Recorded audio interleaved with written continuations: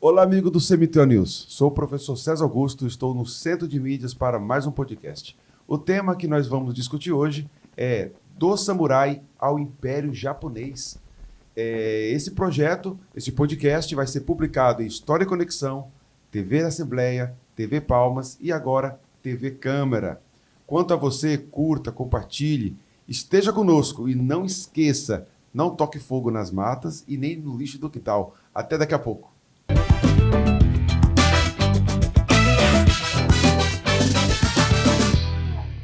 Estamos de volta, beleza? Tudo bem?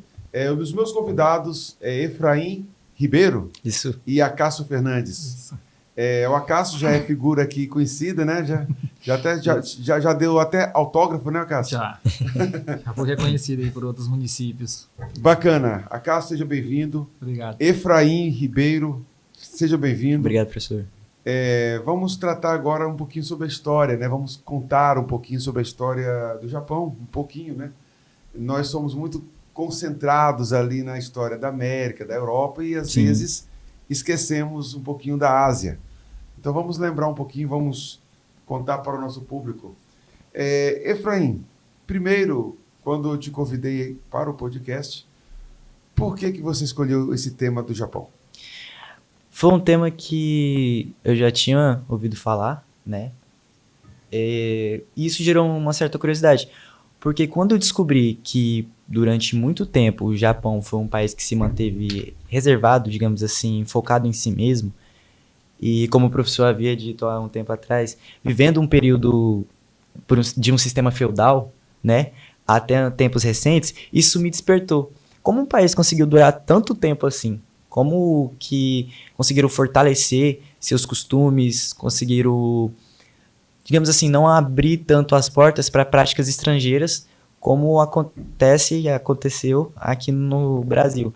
Então eu fui pesquisando, descobri sobre o shogunato, descobri sobre a transição, né, que é o que vamos falar aqui hoje, da Era Meiji, da restauração Meiji, e isso me ganhou os olhos. É interessante porque não é comum, né? Sim. E ele falou Japão, ok.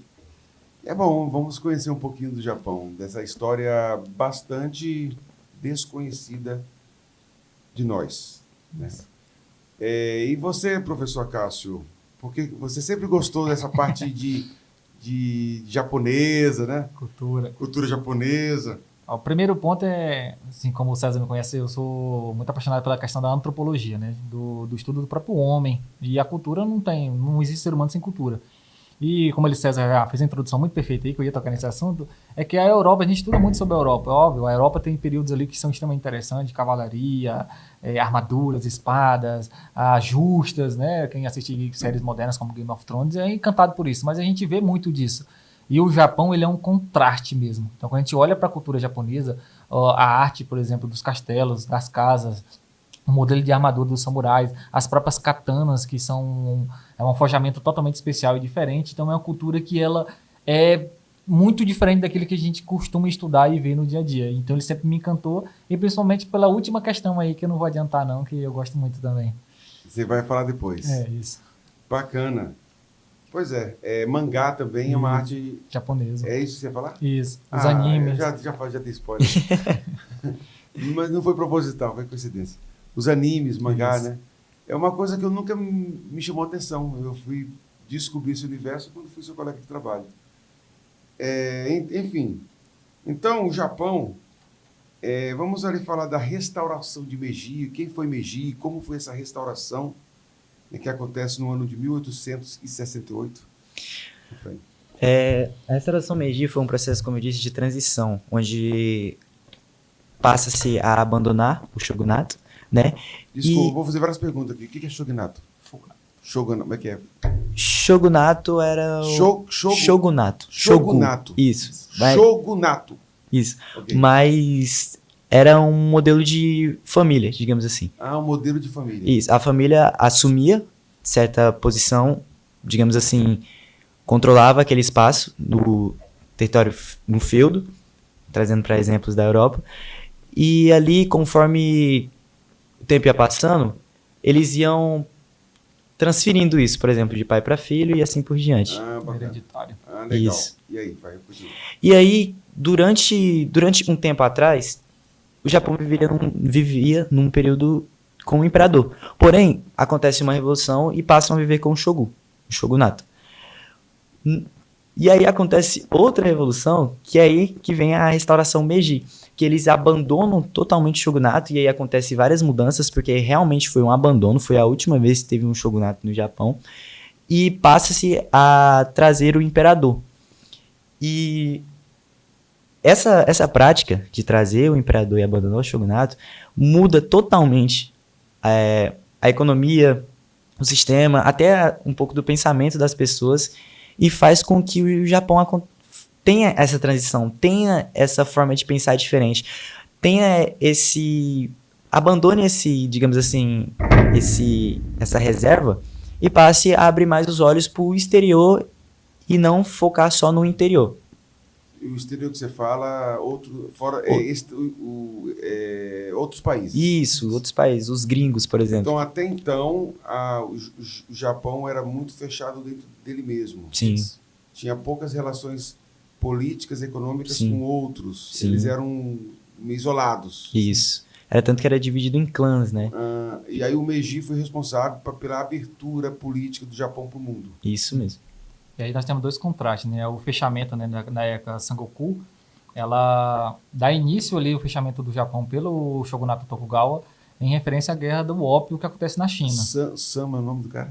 Sakoku, que é o nome que é fechar, se isolar, isolamento. Eles se isolaram ali na região justamente porque observaram o que aconteceu com a guerra do ópio dos ingleses e aí para se preservar dessa influência do exterior, né, ingleses, americanos, eles se fecharam dentro do país, permitindo pouquíssimo acesso aos portos, que só vai acontecer lá em 1863 pelos americanos. O Shogun, que vem da origem desse nome Shogunato, né, ou seja, sim, o Império, o Shogun ele é o líder militar. Como a gente tinha na Europa, a gente tinha o rei, o sucerano e os senhores feudais, senhores de terra menor. O Shogun é como se ele não fosse o rei, porque o Japão continuava tendo imperador, porque era uma posição mística, religiosa, dentro da religião shintoísmo.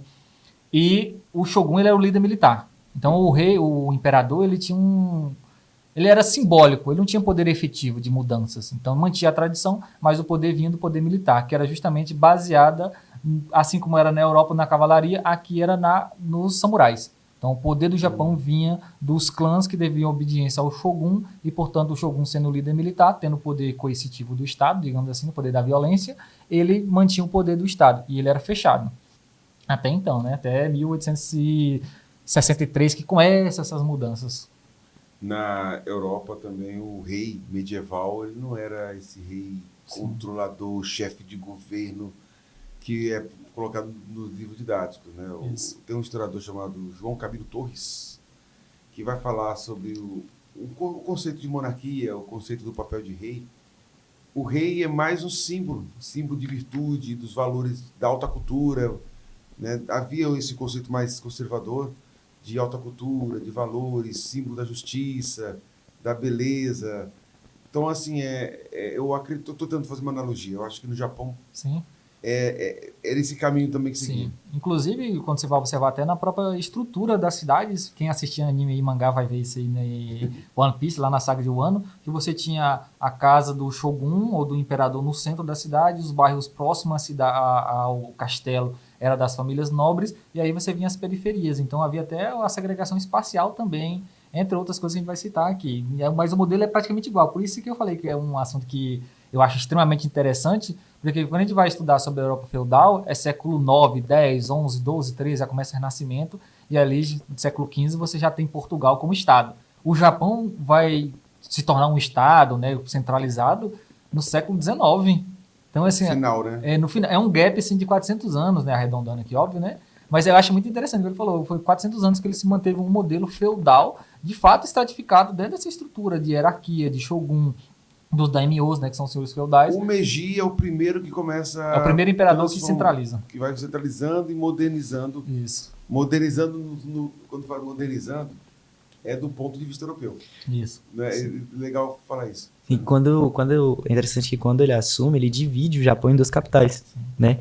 Que hoje é Tóquio, mas antes o nome era, eu não me lembro agora, mas tinha outro nome, era dividida, só que em clãs.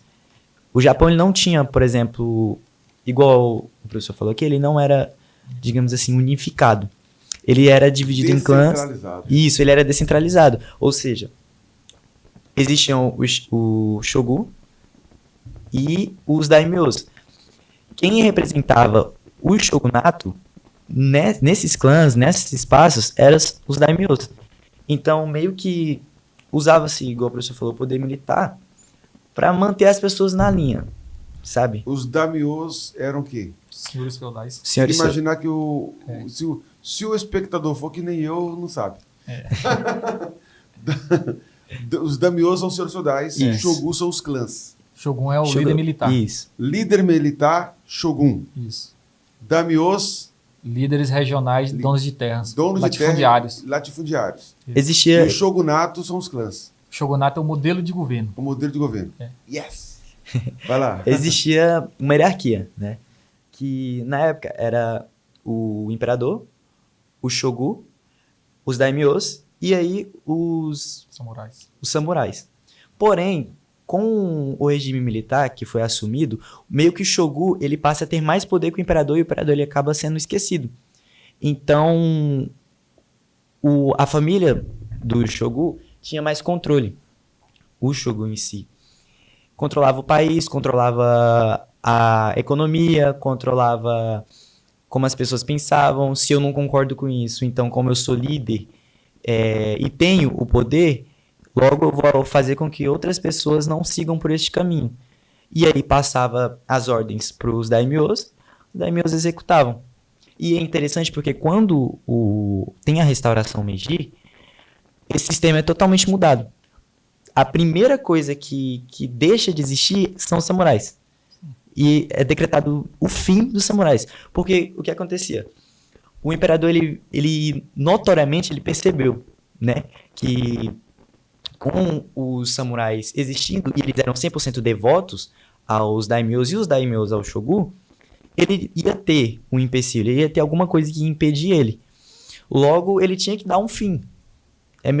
Foi meio que uma jogada política, sabe? E essa jogada decreta o fim dos samurais, o que decreta o fim do poder militar.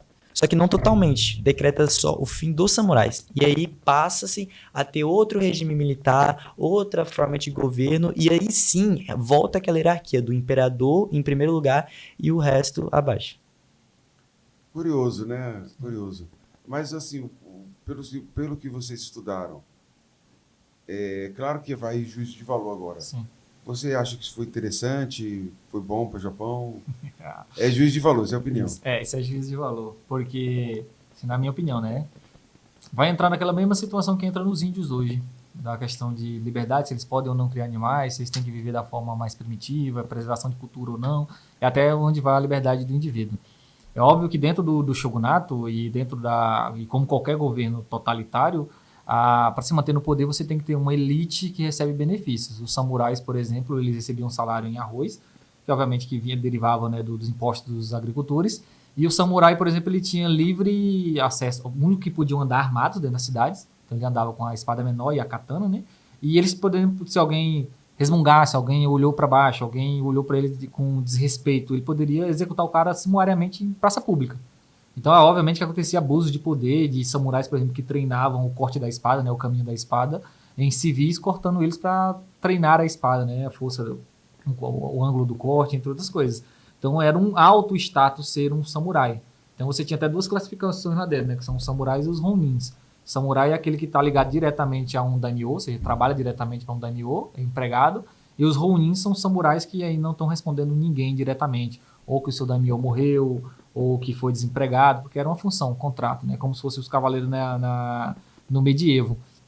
E é óbvio que uma classe que ela recebe benefício direto, poder, autoridade, status direto do seu daimyo, e o daimyo recebe isso do shogun, se você não quebrar essa estrutura, você não consegue controlar o poder, mudar o poder. E assim como aconteceu na Europa, o Japão seguiu o modelo de centralização do exército.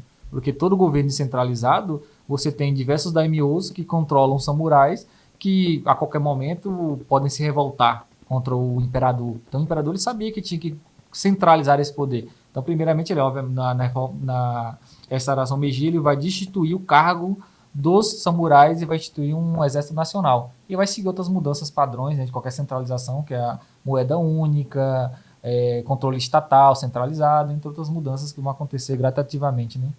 O Japão é da religião budista, né? Isso. Shintoísmo também. Shintoísmo. Quem conhece o filme Redenção, foi protagonizado por aquele ator Lion Neeson. Sei qual é. Eu não sei como Busca Implacável. Busca Implacável. Aquele Aquele que fez o Zeus no Titãs. Uhum. Ele fez um papel de um padre que ele é católico, vai para o Japão. E, cara, o Japão... Porque, assim, vamos desmistificar algumas coisas. Na nossa cultura ocidental, desenvolveu uma autocrítica, né?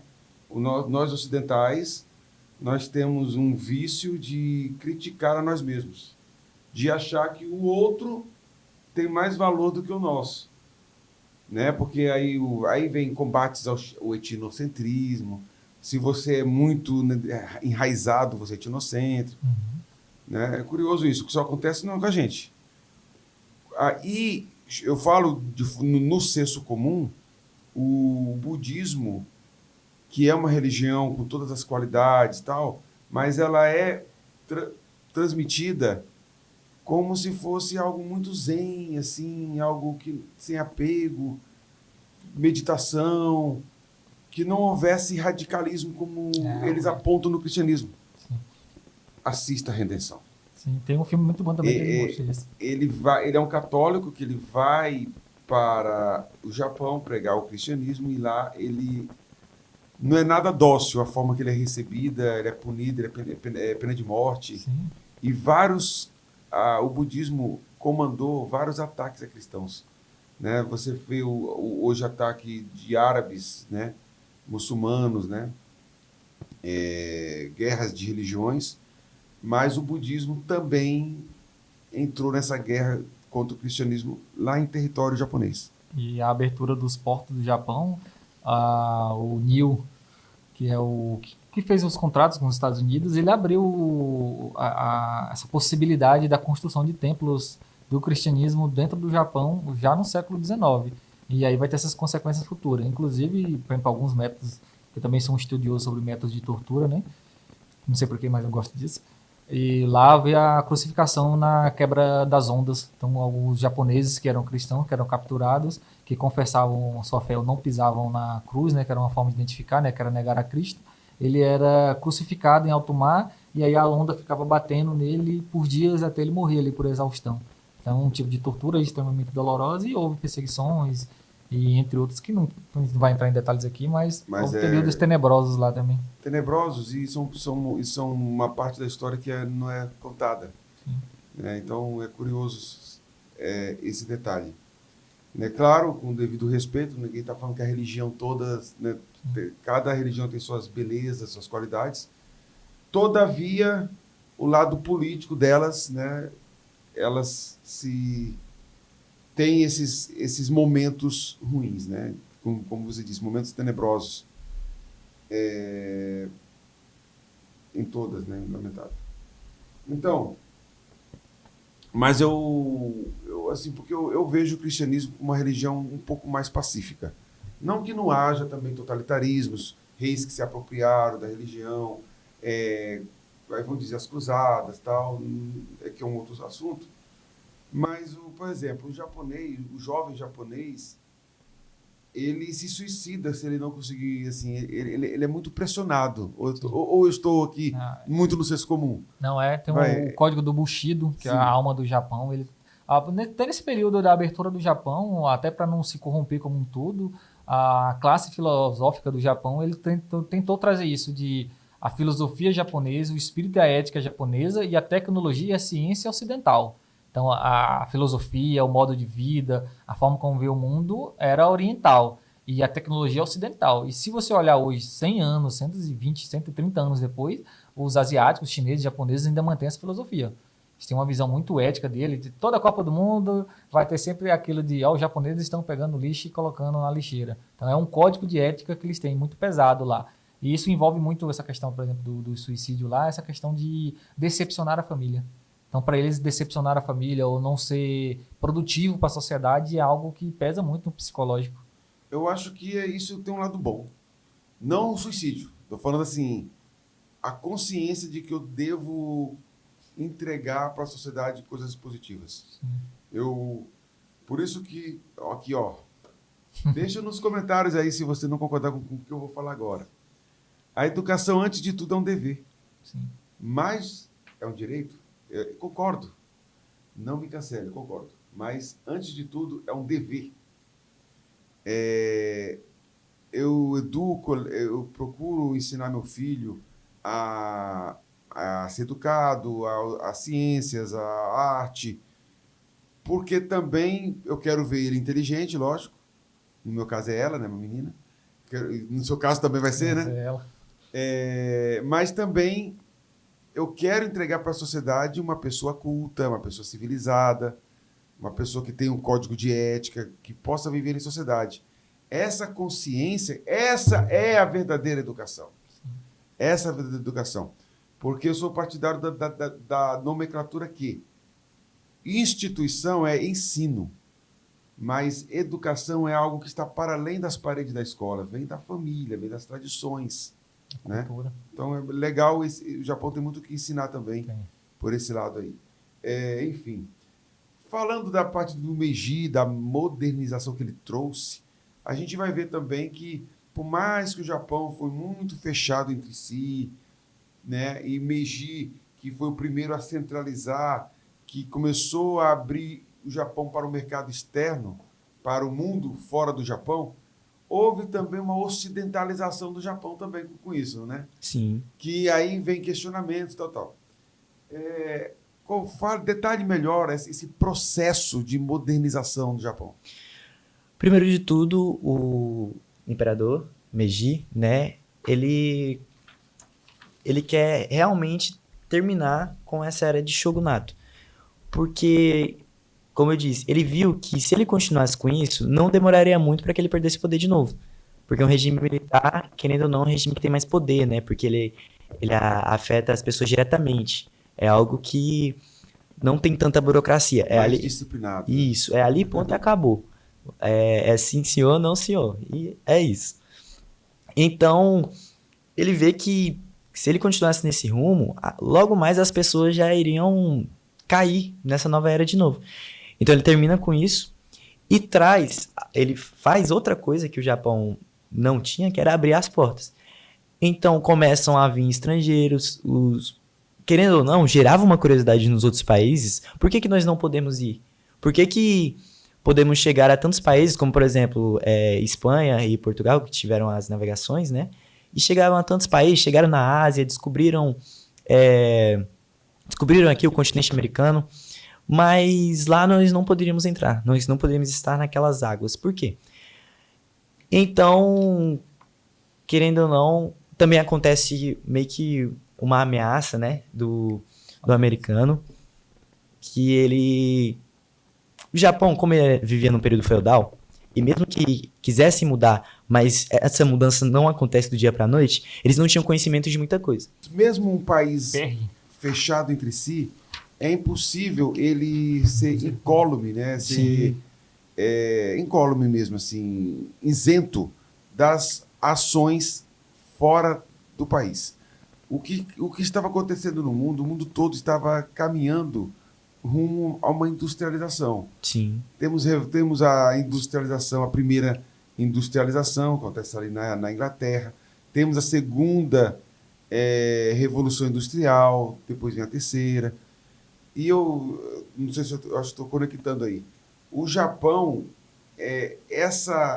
esses eventos históricos que aconteceram na Europa, basicamente Inglaterra, Estados Unidos, Alemanha, França, tal, afeta um pouco o Japão, porque o Japão estava um pouco, aí vem um ponto de vista moderno, né?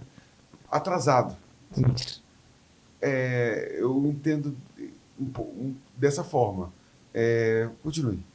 Quando o americano Perry, né, Isso, é o Matheus Perry. ele chega nas águas do Japão, ele ameaça. Porque o Japão não tinha um conhecimento das armas ainda, das armas de fogo. E os Estados Unidos já tinha. Então ele fala assim, ou vocês deixam nós entrarmos, nós vemos como é que é, ou nós vamos abrir fogo. E aí o Japão logo sem os samurais, né? Porque já tinha decretado o fim. Ou há uma discussão, há uma tentativa de não deixar eles entrar, mas ali acontece o que o capitão havia dito. Ele abre fogo e ali os japoneses começam, principalmente o imperador, começa, uai, o que é isso? Nós lutamos com espadas, eles lutam com isso? E atira à distância? Como? Então ele meio que dá uma virada de chave e é aí que ele clareamente abre as portas realmente. Lembrei de um filme. O Último O Samurai. Último Samurai, com Tom Cruise. A única diferença é que os samurais perdem no filme, eles, né, tem ali Isso. fôlego. Então, os Estados Unidos entram no Japão e com essa entrada dos Estados Unidos, eles começam a trazer, igual aqui no Brasil, que Portugal chega e começa a mostrar, tem até uma conversa engraçada, né, que é o espelho, que os índios foram comprados com o espelho. Os Estados Unidos começam a mostrar a modernização de fora para dentro. Começa a falar, olha, como o senhor disse, a industrialização está acontecendo, o mundo está evoluindo e vocês estão ficando para trás. E aí isso começa a mexer com o imperador. Ele fala, achei a forma de como eu vou virar essa chave, de como eu vou fazer com que o Japão deixe de ser um feudalismo. Um feudo atrasado, né? Isso, e passe sim a ser uma sociedade moderna, um país, né, uma sociedade unificada, que consiga assim evoluir e, como é hoje em dia, acredito que ultrapassar muitas sociedades. Então... A questão de atrasado também, assim, se for pensar bem, preso a uma narrativa acadêmica, né? Não pode falar que está atrasado, mas, na verdade, quando a pessoa vai tirar férias, ele vai para um local industrializado, né? Isso. Então... para a gente não perder um pouco, assim, um pouquinho de humor na nossa história. Aqui, vai. Então, meio que tem essa virada de chave. E aí, assim, começam a vir outros países, e como cada país tinha a sua força em determinados assuntos, o Japão começa a ter várias tecnologias. Como o professor disse, ele pegava as tecnologias, mas ele também eles não deixavam os seus costumes, né? Eles utilizavam as tecnologias de fora, porém, faziam do seu jeito, digamos assim. E isso foi fazendo com que o Japão continuasse evoluindo, mas de uma forma deles, apenas deles. E aí foi começando a ser construídas as ferrovias, né, do processo de industrialização, a tecnologia começou a aumentar, a forma de transporte, tanto de alimentos, começou a ser melhor. Então, meio que tem esse processo de industrialização, o Japão consegue, sim, melhorar, digamos assim, o seu país. Sobre a industrialização e essa modernização, nós vamos continuar na parte 2, no bloco 2. Esse é o Acácio, Efraim, você que está com a gente, continue. Voltaremos no bloco 2.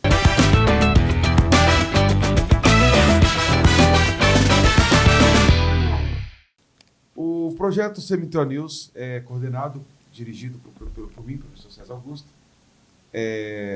Todo mês nós temos um podcast com temáticas diferentes e hoje nós estamos trabalhando, dialogando aqui sobre a cultura japonesa e as transformações econômicas do Japão. Para esse podcast foi convidado o professor Acácio e o estudante Efraim Ribeiro. Quanto a você, curta, compartilhe, esteja conosco, nos siga nas redes sociais, no Instagram, CMTO News Oficial, e no YouTube, História em Conexão. Também divulgamos esse podcast na TV Assembleia, TV Palmas e TV Câmara, ok? E não esqueça, proteja as nossas matas e não toque fogo no seu lixo no quintal, beleza? Esteja conosco, até daqui a pouco.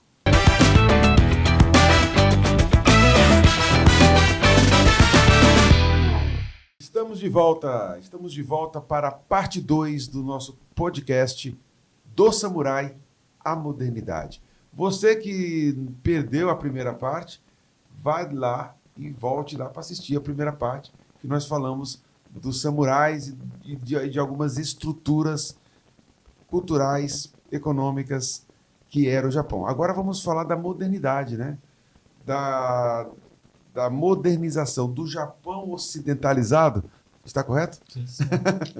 É crítico isso aí, né? Eu já vi muitas críticas ao Japão porque se ocidentalizou demais. Mas, enfim, o Japão, sempre eu aprendi que o japonês ele tem uma tradição muito assim, de perseverança, de não desistir. Porque eu senso comum que eles eram o povo mais inteligente do mundo. Aí alguém falou, olha, sim, eles são inteligentes, mas eles têm uma cultura já de passar de geração em geração de não desistir, de imitar. Tá certo isso, acaso?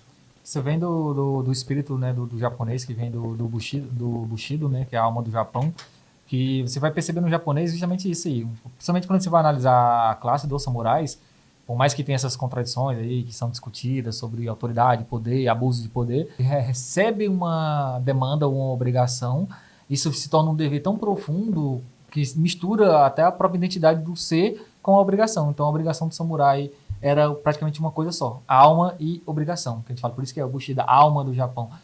O código ético dele faz parte do espírito do japonês. Então quando ele se dedica a uma coisa, abrir uma empresa, trabalhar, ele vai acordar às 5 horas da manhã. E ele vai deixar de muitas vezes cumprir obrigações com a sua própria saúde individual para cumprir uma obrigação, uma promessa que ele fez. Então se o japonês falar para você que 5 horas da manhã ele vai estar na frente da sua casa, 4h30 ele vai estar lá.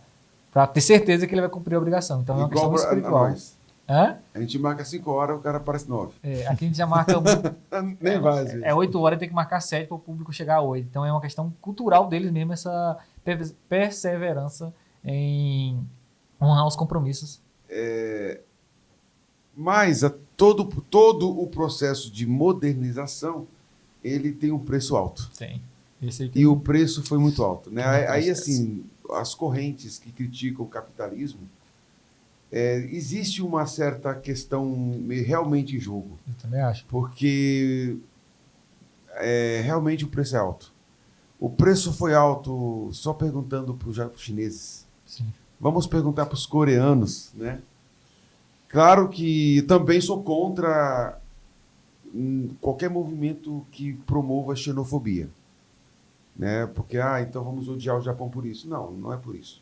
Mas é um fato histórico que eles pagaram um preço muito alto, até mesmo com perdas de milhares e milhares de vidas, para o próprio Japão, né?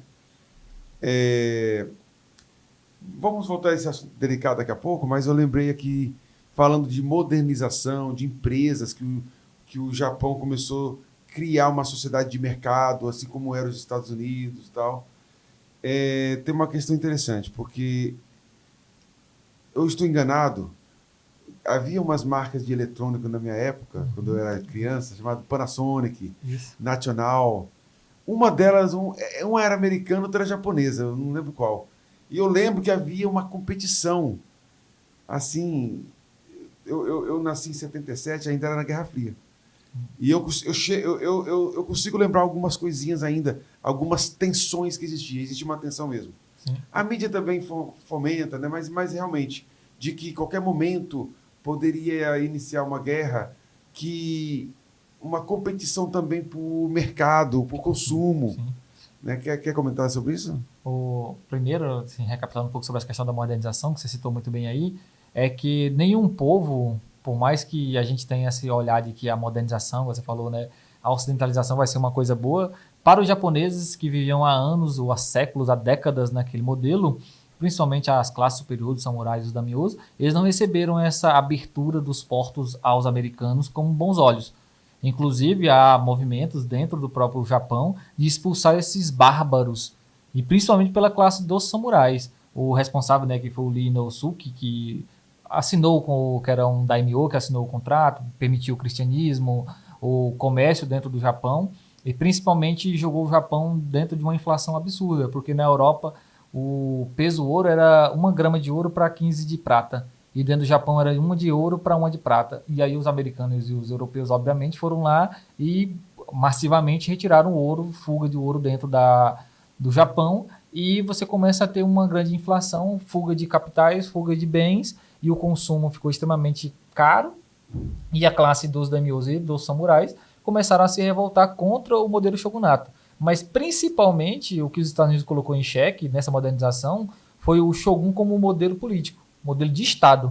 O japonês, ele começou a se perguntar se o shogun tinha capacidade de defender o Japão das potências estrangeiras. E o que foi demonstrado, como o Ibrahim falou muito bem aqui, que o Japão ele ainda lutava em um modelo de espada, cavalos, armaduras dos samurais, enquanto os ocidentais utilizavam arma de fogo.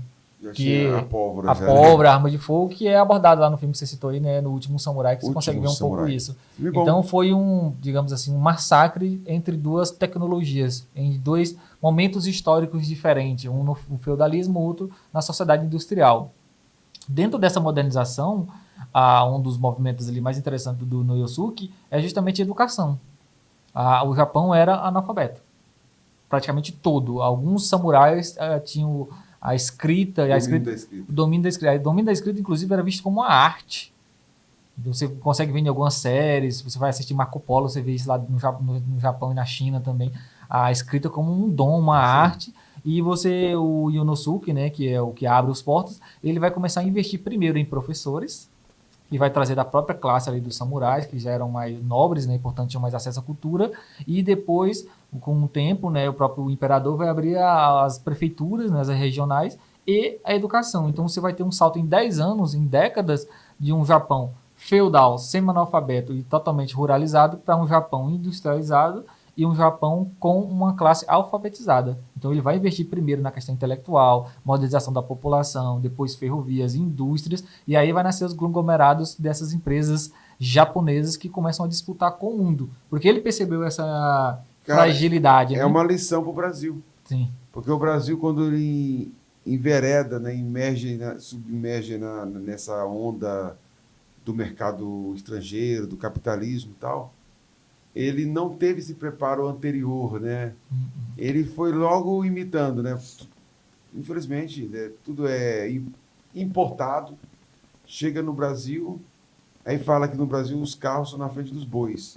E de certa forma, né, o conceito de república veio para cá sem uma tradição republicana, não existia nenhuma tradição republicana, foi implementado. E até hoje, você que está na educação, né, Cássio? Sim, vem modelos de fora, mas você vê que é modelos que não são construídos de forma orgânica, de forma estrutural dentro do país. Só para concluir, isso mostra essa centralização, como o imperador ele consegue fazer aliança com os países estrangeiros, e aí aqui a gente não vai entrar no mérito, né, do imperialismo, etc., mas ele, como o Ibrahim disse, ele percebe que com o apoio e a modernização, ele conseguiria suprimir os daimyos e principalmente o poder dos samurais, porque ele precisava reprimir essa sociedade desse modelo de estratificação social, né, baseado na terra. Ele faz uma redivisão, ele retoma essas terras e volta para o Estado, mas o mais interessante, o que mais me impressionou foi justamente isso. Ele conseguiu antecipar esse pensamento de que, antes de modernizar o Japão, antes de criar indústrias, empresas, metalurgia, ele precisava primeiro educar a população. Precisava de uma mão de obra qualificada e uma população que estivesse consciente daquilo que estava fazendo, e aí depois industrializar. Então ele investe primeiro em educação para depois investir nas empresas. E de fato, quando a gente olha assim, questão de espaço-tempo, a era Meiji ela é instalada em 1868. Na Primeira Guerra Mundial, em 1914, o Japão já era uma potência mundial, em, vamos dizer assim, arredondar, menos de 50 anos. O Brasil se torna praticamente independente, né, com a chegada da família real aqui no Brasil, começa a se libertar e se modernizar. 200 anos antes, e até hoje o Brasil ainda é um exportador de commodities. Então você vê, 1808, nós estamos em 2008, 200 anos, mais 200 e poucos anos. E a gente não conseguiu, hoje o Brasil, com todos os recursos, a gente não é uma grande potência. O Japão, em 40 e poucos anos, conseguiu sair de um país feudal, semi-analfabeto, para um país totalmente industrializado, com empresas disputando com os próprios americanos. Inclusive, é um detalhe importante para você ver como os japoneses são rápidos de aprender. Os primeiros acordos que o Japão fez com os Estados Unidos são acordos que a gente chama de desiguais. O que aconteceu com o Brasil aqui com a Inglaterra, lembra? Que os ingleses tinham taxas alfandegárias menores do que os outros países, então tinha vantagem, e para o Brasil isso era ruim economicamente. O Japão também fez esse tipo de acordo. Em menos de 2 décadas, o Império Japonês já estava renegociando esses acordos, porque ele já tinha uma base industrial, uma base educacional. Em menos de 50 anos, ele já era potência mundial disputando esse mercado consumidor.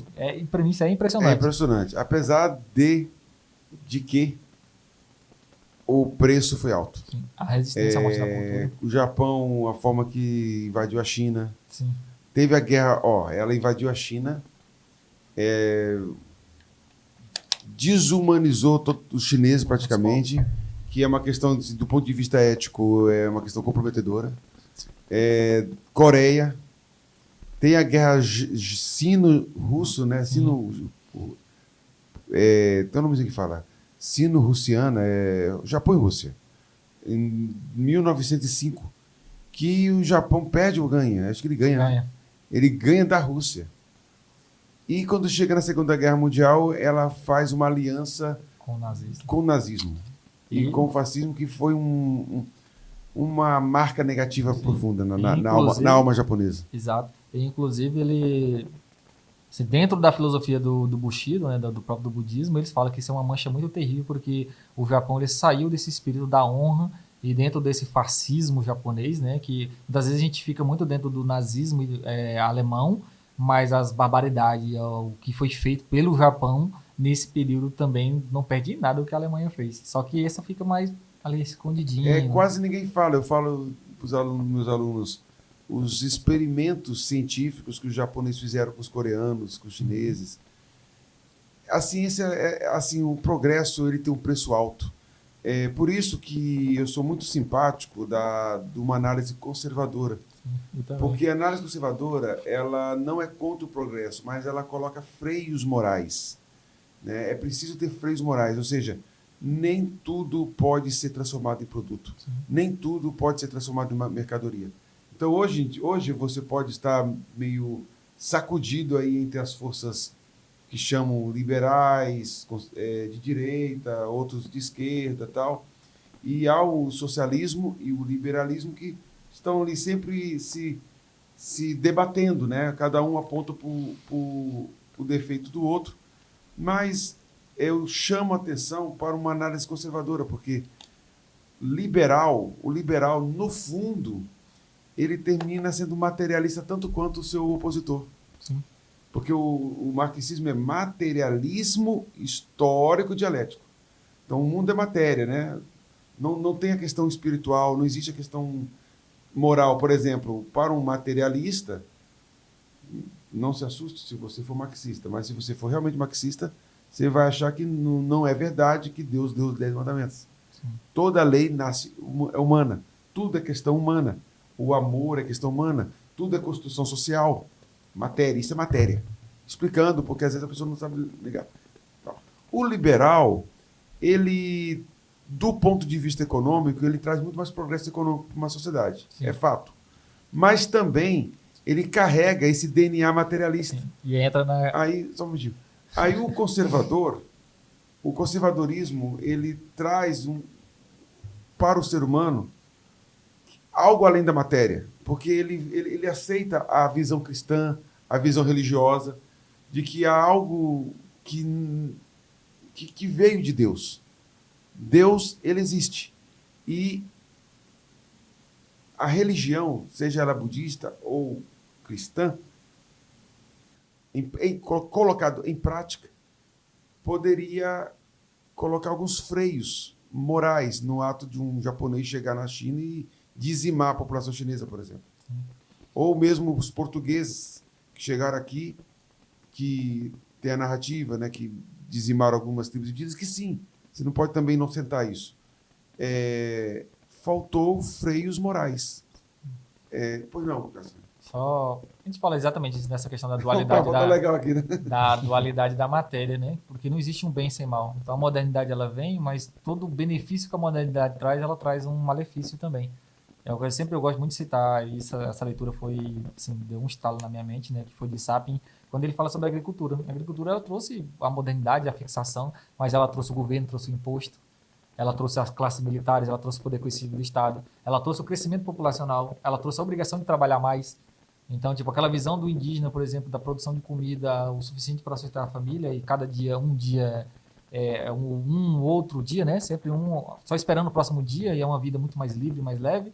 E em contrapartida, nós temos aqui vivendo no mundo moderno, que é um desenvolvimento, né, um efeito cascata da agricultura, mas a gente está aqui preocupado com boleto, conta de energia, crescimento do filho, educação do filho, não pode deixar um dia sem trabalhar, não pode faltar um dia que está precisando da aposentadoria. Então, ao mesmo tempo que ela traz a facilidade de ir lá no mercado comprar um pacote de arroz, ela me dá a obrigação de pagar a energia no final do mês. Então, toda modernidade, toda mudança, ela traz benefícios e traz malefícios. Aí, naquela pergunta que você falou lá, nessa mudança do Japão, para vocês foi benéfico ou ruim? Quando a gente olha pela questão cultural do Japão, o modelo da cidade, da cultura, assim, eu particularmente, como eu sou um admirador, para mim foi triste, tipo assim, essa cultura morrer. Ela praticamente morreu. Ela vai sobreviver dentro da cultura, dos animes, etc. Mas o samurai foi banido, a espada foi banida, o modelo de luta sobrevive, né? Mas o cavaleiro medieval do teve Kendo. bonito. Mas ele morreu no processo. Exato, mas a gente fica. A modernidade veio, trouxe, mas ela traz outras cargas também negativas, como a gente viu na Primeira e Segunda Guerra Mundial. E no Japão hoje, por exemplo, que cobra-se muito do indivíduo, cobra-se muito do progresso do trabalho, uma pressão psicológica o tempo todo. Então, entendam isso. Não tem nenhum progresso que não venha com mais carga também. Toda vez que você tem um benefício, você ganha um malefício também. Efraim, aproveite no seu comentário, entre já na parte da influência que o Japão tem na cultura, na culinária, no desenho, nos filmes, que é aquela conversa que nós tivemos em off. Sim. Beleza? Pode com você. É importante isso que o senhor falou no começo sobre a questão do japonês ter essa cultura de nunca desistir. E se pararmos para prestar atenção, como o professor disse, essa cultura ela é demonstrada nos desenhos. Quem assistiu Naruto, quem assistiu One Piece, quem assistiu Bleach, Jujutsu, todas essas animações, todos esses animes têm algo em comum, que é o quê? O personagem principal ele é obcecado por algo e ele vai lutar por aquilo, nem que ele tenha que morrer, mas ele vai conquistar aquilo. Em alguns desses animes, o personagem realmente conquista. E no caso de Naruto, por exemplo, acaba que quando ele chega a esse posto, meio que ele se encontra não sei o que fazer depois. Sim. Então, é algo que o japonês ele coloca na mente e ele persiste naquilo até o final. E trazendo isso, voltando, na verdade, para o período da Segunda Guerra Mundial, foi isso que eles buscaram com o nazismo. Hitler, quando ele conquista todo aquele território, quando ele consegue fazer com que todo aquele povo pense de uma forma igual ele, digamos assim, o Japão olha aquilo e pensa, vou me aliar a ele. Se ele conquistou aquilo, eu vou prosseguir mais, vou conseguir avançar mais. E aí, nesse avanço, falando também, ligando os freios, claro que já tinha acabado a guerra, já tinha decretado paz, mas os Estados Unidos põem os freios quando eles lançam as bombas. Então, esses freios, trazendo para o que o senhor falou, fazem com que o Japão pense assim, poxa, eu evoluí, só que ainda tem alguém que ainda está maior que eu. E eu acredito que depois disso, nasce a rivalidade. Porque se for para parar para prestar atenção, hoje, na tecnologia, principalmente na tecnologia, só existem duas potências, Estados Unidos e Japão. Por exemplo, podemos citar aqui a marca de celular, Apple, Estados Unidos, Xiaomi é japonês. Chinês, não? Chinês, isso. Samsung. É coreano. Ele tem conglomerado tipo a Matsuda. Isso. Mas assim, entendi. Tem a Motorola, não sei se é japonesa, não sei. Não lembro da Motorola. Mas a Samsung é coreana. Mas assim, no mundo dos automóveis, tem a Sim. Mitsubishi, Toyota, tem a Hyundai, tem a Honda. Sim, então... Tem muitas coisas japonesas. Então meio que tem essa competição. E o japonês ele tá sempre inovando, sempre procurando melhorar, com aquilo de ser superior. Mas lá na década de 80 tinha umas marcas de eletrônicos japonesas e americanas e o embate era feio. Nokia é japonesa, a né? concorrência grande assim, das duas marcas. Que eu não estou lembrado agora, se eu não me engano era National e Panasonic. A Panasonic eu lembro ainda de alguns aparelhos da Panasonic. Mas enfim, são várias, né? Pois não. Então meio que nasce essa rivalidade, né? E aí, trazendo para a cultura, algo que eu achei muito interessante nos períodos modernos é que, por exemplo, eu comentei isso com a minha mãe. Se formos olhar, vamos colocar recente, 5 anos atrás, período pandemia ou antes pandemia, não se tinha digamos assim, uma cultura japonesa tão forte assim nos países, por exemplo, aqui no Brasil. Um exemplo, a comida japonesa, um restaurante japonês. Ninguém imaginava comer um... Como é que é? Um sushi. Yakisoba, como é que é o nome da comida lá? Yakisoba, sushi, sushi. como é que é aquele que mistura tudo? Não sei qual é. Então, tem essa explosão. É charme, né? Vamos comer uma comida japonesa. E hoje em dia Um chapa, né? Como eles falam hoje. hoje em dia, se for notar, vai no centro de qualquer cidade grande, digamos assim, tem um restaurante japonês.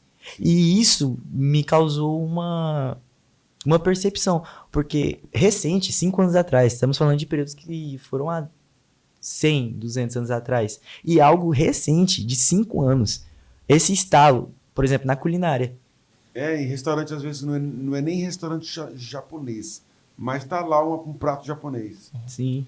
E na questão da cultura, legal, ela foi muito introduzida aqui no Brasil, e na Europa e nos Estados Unidos, pela questão, igual ele falou assim, a questão cultural, a questão do Japão, de vários traços do Japão e da China também aqui, que tá ligada, né? Mas principalmente do Japão, ela veio através dos mangás e dos animes. Então ele citou alguns aqui que são muito famosos, né? O mais famoso e O o mais Brasil tem popular colônia do mundo. japonesa aqui em São Paulo. Sim. Exato. Você vê, se hoje, aqui em Palmas, agora você falar que vai ter um encontro de mangakas aqui, que é pra vir de vestido a caráter, você pode marcar aí, você vai ver, num sábado vai ter mais de 500 pessoas. Então, fãs de animes como o Goku, porque o Goku é um personagem, né? No caso, Dragon Ball Z, de Naruto, One Piece, Cavaleiros do Zodíacos. Agora, nessa última recente, últimos 5 anos, aí você teve um pouco de desenhos, né? Animes e animações da Coreia, mas o Oriente, muitas vezes ele está introduzindo a cultura, a forma de visão de mundo através aqui da cultura. Não só do Japão, mas, por exemplo, partindo também para a Coreia, você tem as novelas, né? Os doramas. Mas o Japão ele é muito, muito, muito forte na questão dos animes do mangás. Se vocês tiverem curiosidade aí pesquisar, por exemplo, a quantidade de mangás vendidos de One Piece é assustador. Bacana. Milhões de cópias. Nosso tempo é curto, né? Como sempre. Mas vamos pedir para a produção passar os slides aqui. A produção aqui, né?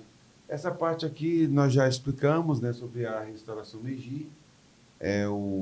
Pode passar. São explicações que já foram comentadas aqui no podcast. Pode passar. Aí eu coloquei a frase, né? A modernização japonesa transformou profundamente a economia do país. Pode passar. O governo japonês investiu em ferrovias, portos, fábricas e novas tecnologias. Pode passar. No final do século XIX, o Japão passou a adotar uma política expansionista, ampliando sua influência sobre outros territórios asiáticos. Pode passar? E é isso. O tema não acaba aqui, né? Não falamos sobre a expansão japonesa no Pacífico, na guerra contra os Estados Unidos. Aí é uma parte já que entra na Segunda Guerra Mundial. Mas, quem sabe, para uma outra oportunidade, não é mesmo? Você que está conosco, continue conosco, que voltaremos daqui a pouco para um bate-volta aqui, rapidinho. Até daqui a pouco.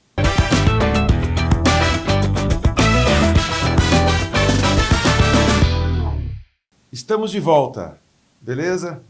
Efraim, essa parte final é a parte que o nosso convidado começa a gaguejar, né?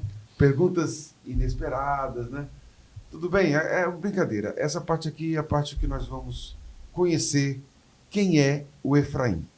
Beleza, Efraim? Sim, senhor. Efraim, em poucas palavras, porque o nosso tempo é breve, fala um pouquinho da sua história, de onde você nasceu, como você chegou a Palmas, ou se já nasceu aqui, de onde tua família veio, etc. Eu sou natural de Cuiabá, Mato Grosso, né? Oh, que interessante! Tanto Bacana! que algumas pessoas aqui... Está acostumado com calor, então? Sim, bastante, porque lá não é brincadeira. Fala, cara. Algumas pessoas aqui até notam pelo modo de falar diferente. Cresci lá até os meus 3 anos de idade, mais ou menos. Então, eu digo que eu sou cuiabano, mas eu cresci no Tocantins. Adotou Tocantins. Isso. Fiquei em Cuiabá só até os meus 3 anos, porém meu pai é goiano e minha mãe é mato-grossense. Então, meio que tem essa ligação ainda, porque toda a família da minha mãe ainda mora lá. E aí nas férias a gente volta lá, visita e tem todo um contato. Vim para Tocantins, chegamos aqui ainda na evolução de Palmas, né? Pegamos uma parte que Palmas ainda estava se industrializando, urbanizando, crescendo. Industrializando Isso. até hoje não, né? Tem um centro ali, mas... Então, hoje eu tô com 16 anos, tem 13 anos que eu tô aqui em Palmas. Moro em Taquaralto, né? Passei... Tá meu vizinho, eu não sabia que você Moro em Taquaralto. Eu Rapaz, passei... aí, ó. Estudei todo o meu fundamental lá no Maria Rosa, Eu moro em Itacoral também. lá no Morada do Sol. Só falta uma praia em Itacoral. Verdade, Tem tudo lá. verdade. Vai ter um shopping lá que estão construindo. Mini shopping, né? É isso que você falou mesmo, um mini. E meu irmão, quando nós chegamos em Palmas, ele já era mais velho. Ele é 10 anos mais velho que ele, então ele já tinha 13 anos. E então ele termina o seu período de fundamental e passa a estudar no militar. E com esse membro da minha família indo para uma escola militar, minha família se ligou que o regime militar foi melhor para ele. Porque, querendo ou não, meio que, como ele era mais velho, dá uma revolta. Você tá com todos os seus amigos, adolescente, tá com todos os seus amigos e mudar para um estado totalmente diferente, um povo diferente. Deixa amigos pra trás. Isso. Nunca mais vão Ainda ver mais para uma cidade grande que nem Cuiabá. Muito por isso, muito. Minha vida foi cheia de fragmentos, assim, recortes. Uma cidade grande igual Cuiabá, que tem mais de 300 anos de idade, e vim para uma cidade que tem 30, entre 30 e 40. Então... As gatinhas que eles vêm gravar. Falando em gatinhas, tem namorada? Ou o coração está desocupado? Não tenho namorada, Está mas... desocupado. Não, também não. Garotas, Efraim. Também não. Então, Apaixonado. como você não está desocupado e não tem namorada? Como é que... Eu tô conversando com alguém, conhecendo uma pessoa. Ah, então, meninas, calma. Calma, meninas. E é corintiano? Não, que isso. Deus Qual é me o livre. time que o meu amigo Eu torce? sou São Paulino, São Paulino, de é pai, clássico. irmão, família quase inteira. Ô, cara, eu queria ter esse prazer, né? Eu tenho prazer pra minha família, mas eles não são São Paulinos. Eles torcem pra um time meio de verde aí, que eu não gosto de falar não. Eu sou São Paulino também. É e o bom. Acácio também é São Paulino.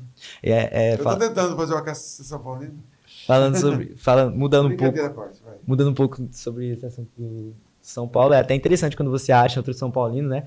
Porque um clube que tem, digamos assim, foi no passado grande e hoje tá mediano.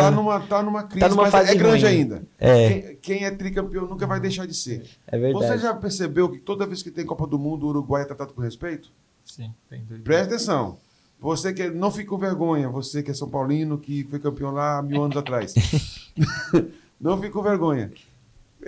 O Uruguai até hoje é tratado com respeito, porque não existe ex-campeão. É verdade. Não existe. Então, meu amigo, A glória é eterna. pode ganhar 500 Libertadores, vocês aí de verde aí. Tricampeão nunca vai tirar da gente. Até porque um é pouco, dois é muito, mas três é só o São demais, Paulo. beleza. Responda rapidamente. Frango ou carne assada? Frango assado ou carne assada? Carne assada, Churrascaria ou pizza? pizza, Coca-Cola ou Pepsi? Ou Pepsi? Coca-Cola. Ó. Beleza.